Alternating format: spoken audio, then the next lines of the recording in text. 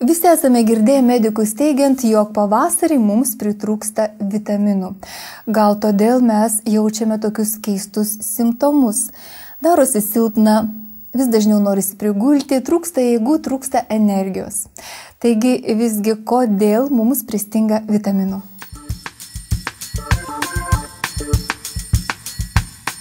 Didžioji dalis visuomenės šiandieną gyvena ties vitaminų deficito riba. Taip yra nepaisant to, kad parduotuvių lentynos pilnos maisto produktų. Šiandieninių maisto produktų kokybė maistiniu požiūriu yra žymiai prastesnė nei buvo prieš 10 ar daugiau metų. Dėl ypač didelio naudojamų trąšų kiekio, pesticidų ir nualintos dirvos maiste smarkiai sumažėjo vitaminų ir mineralų. Ar tiesa, kad pavasarį mums visiems pritrūksta vitaminų? Tiesa, juk gyvename visi aktyvų gyvenimą. Priklausomai nuo amžiaus tarpsnių tų vitaminų trūksta visiems. Maži vaikai tampa irzlūs, sudėtingiau valgo, sunkiau įsimena pamokas, naktimis sunkiau užmiega ir iš tikrųjų sudėtingiau ir pailsi. Studijinio amžiaus žmonės blogiau įsimena mokomąją medžiagą, sunkiau orientuojasi gatvėje, tampa taip pat irzlūs, pikti, sunkiau sutarė ir iš tikrųjų išbąla ir tampa, kaip sakoma, mes juokaujam gydytojams žinai pavargę.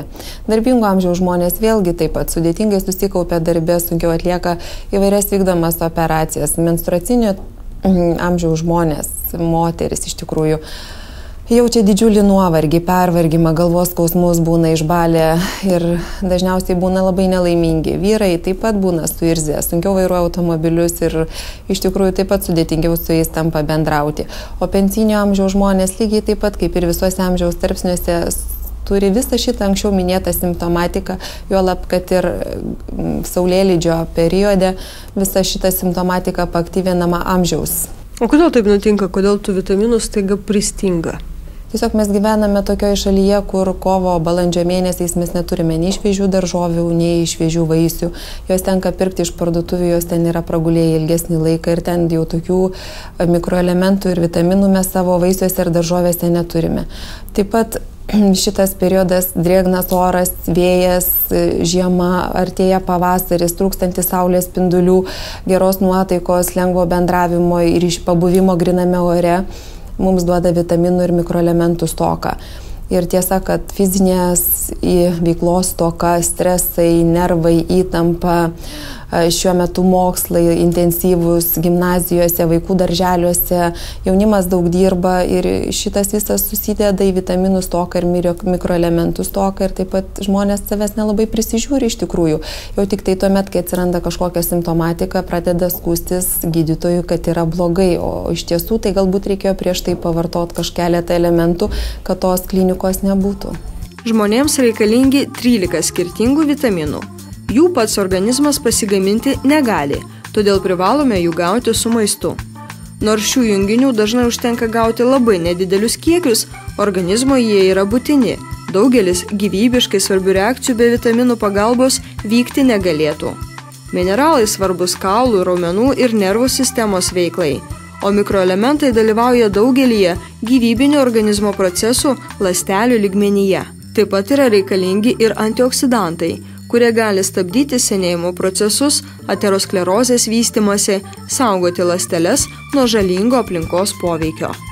Bet tų elementų iš tikrųjų yra labai daug ir mes jų turime gauti kasdien nemenkas dozes. Gal visai vertėtų kažką vaistinėje įsigyti kompleksą ir vartoti? Taigi vėl tokio bendro vieno preparato, kuris būtų visiems panacėja, nėra. Priklausomai nuo to, kokio amžiaus esate, kokie nusiskundimai vyrauja ir kas jūs labiausiai vargina iš jūsų turimų, kaip sakoma, nusiskundimų, į tai šeimos gydytojas atkreipia didžiausią dėmesį. Dažniausiai skiriame Dailivit Maximum. Tai va čia yra tiems žmonėms tas preparatas, kurie skundžiasi viskuom arba niekuom ir jie nori sveikai gyventi, įdėdami mažiausių pastangų į šitą visą procesą sveikatinimosi. O jeigu esate moteris ir norite labiau būti graži, norite sulėtinti senėjimo procesą, geriau išlaikyti geresnę atmintį, jaunesnę odą ir šviežesnės kraujagyslės ir kad kraukšlės po akimis nesusidarytų, yra toks vitaminas kaip Dailivit Women 50+. Dailivit Maximum skirtas papildyti suaugusio žmogaus racioną daugeliu organizmui būtinų ir reikalingų vitaminų bei mineralų. Dailivit Maximum galima vartoti nuo 12 metų. Dailivit Women 50+ specialiai sukurtas moteriams sulaukusioms brandaus amžiaus. Šio maisto papildo sudėtyje be visų reikalingų vitaminų, mineralų, antioksidantų bei mikroelementų įeina ir sojos ekstraktas, kurio pagrindinė veiklioji medžiaga yra izoflavonai. Jie labai svarbus mažinant menopauzės simptomus, tokius kaip karščio pylimas, padidėjęs nervingumas, nemiga. Yra vyrams lygiai toks pat atitikmuo Dailivit Men 50+. Tai va, bet atkreipiame dėmesį, kad visi šitie preparatai yra skirti labiau suaugusiems žmonėms. Jeigu norime skirti vaikams, jie yra skiriami nuo 12 metų. Dailivit Men 50+ vitaminų sudėtyje yra apie 31 veikliąją medžiagą. Ir šie preparatai yra skiriami įvairiems situacijoms, kaip sakoma, sušvelninti.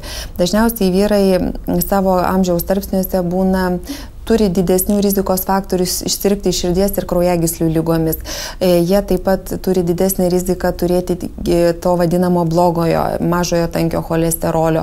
Jų kraujagyslės taip pat greičiau užkalkėja ir iš tikrųjų vyrai yra labiau tingus negu moteris ir jie turi mažesnį fizinį aktyvumą bei jie visą tą stresą, kaip liaudis vadina, sugeria savyje. Dėl to šitie vitaminai yra siūlomi vyrukams, kurie ir vyrams, ir mūsų seneliams, ir tėvams, kurie į tai žiūri su paprastomis akimis, kaip sakoma, ne pro padidinimais stiklai savo ligas ir jeigu jie nenori kreiptis pas gydytoją dėl profilaktinių programų, kurios vykdomos šeimos gydytojų klinikose, nenori konsultuotis su gydytoju dėl profilaktikos ir atskirų mikroelementų, tai šitie preparatai yra ypatingai jiems gerai.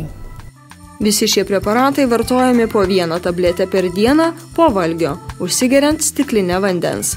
Preparatai pagaminti pagal geros gamybos reikalavimus, užtikrinančius aukštą jų kokybę.